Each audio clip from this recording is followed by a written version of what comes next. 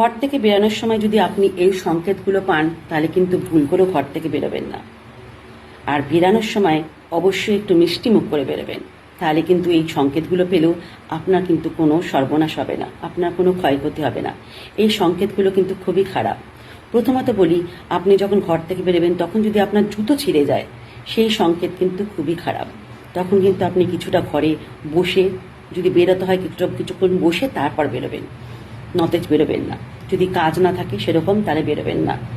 তারপর আপনি যদি রাস্তায় যেতে যেতে বিড়াল আপনার রাস্তা কেটে যায়, তখন কিন্তু আপনার ঘরে ফিরে আসাই উচিত। খুব যদি জরুরি কাজ থাকে তাহলে সেই জায়গায় একটু থুতু ফেলে দিয়ে তারপর রাস্তায় এগানো উচিত। তাছাড়া যদি আপনি দেখেন আপনি পুজো দিতে যাচ্ছেন, আপনার হাতের থালা, আপনার হাতের যে থালা রয়েছে ঠাকুরের, সেটি পড়ে গেল, অথবা আপনার দুধের গ্লাস পড়ে গেল, আপনার বাসন পড়ে যাচ্ছে, কাঁচের গ্লাস পড়ে যাচ্ছে, এগুলো কিন্তু খুব খারাপ সংকেত।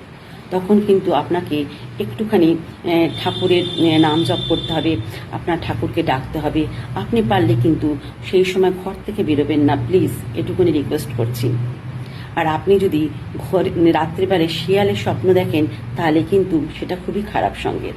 আর সব থেকে খারাপ জিনিস হচ্ছে, আপনি যখন ঘর থেকে বেরোচ্ছেন তখন যদি আপনি হাঁচি দেন অথবা আপনার ঘরের অন্য কোনো সদস্য হাঁচি দেয়, সেটা কিন্তু খুবই খারাপ। তখন কিন্তু ঘর থেকে একদম বেরোবেন না, কিছুক্ষণ বসে নিয়ে তারপর ঘর থেকে বেরোবেন।